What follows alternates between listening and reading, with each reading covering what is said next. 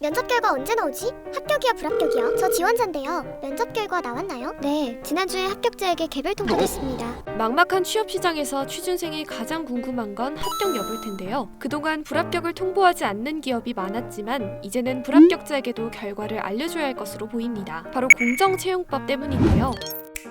국민의힘은 노동개혁특별위원회가 추진한 불공정한 채용을 막기 위해 발의된 공정채용법을 당론으로 채택했습니다. 최근 합격자와 불합격자에게 모두 채용 결과를 의무적으로 통보해야 한다는 조항이 새로 들어갔는데요. 만약 이를 어길 경우 최대 300만 원까지 과태료를 문다는 벌칙 조항을 만들었죠. 여기에 불합격한 구직자에게 불합격한 사유를 피드백하도록 노력해야 한다는 권고도 포함됐습니다. 불합격 통보를 못 받게 되면은 다음 거를 준비하는데도 상당히 많은 영향을 주는 요소여서 불합격이 되면은 불합격이라고 통보를 주시는 게 좋다고 생각합니다. 자기가 어떤 것이 문제여서 떨어졌는지를 피드백하기가 어렵잖아요. 내가 어느 직종에 어느 직무에 더 잘 지원할 수 있을지 이런 것들을 선택할 수 있으니까 도움이 될 것 같습니다.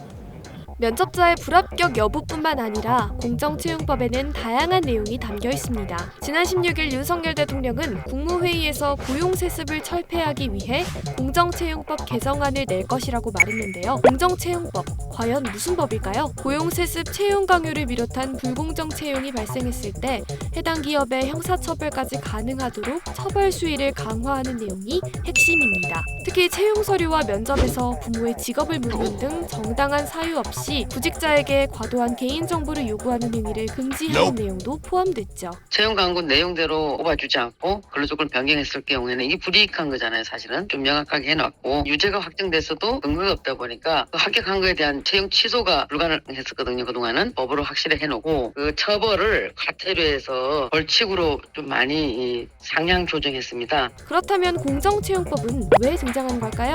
최근 고위공직자의 고용세습 논란을 비롯한 기득권의 채용 비리 문제는 끊이지 않았는데요. 얼마 전 대기업 채용 과정에서 특정 지원자에게 특혜를 준 채용 비리 사건이 유죄로 판명나며 청년들의 박탈감은 더 커져만 갔습니다. 2030에게 공정이란 정말 중요한 가치인데요. 사회가 변화하면서 기존의 관행으로 진행됐던 불공정 사례를 바로잡자는 목소리는 점점 커지고 있죠. 부모님을 잘 만나서 또는 권력이 있다라고 하는 이유로 너무나도 쉽게 성공을 쟁취하는 모습을 보게 되었을 때 박탈감과 허탈감을 느낄 수밖에 없게 될 것 같습니다. 준비생들의 어떤 신뢰를 분명하게 부여할 수 있는 사회적 제도적 기반이 필요하다고 생각하고요. 공정하게 기회가 주어지는 사회, 공정채용법을 통해 실현될 수 있을까요?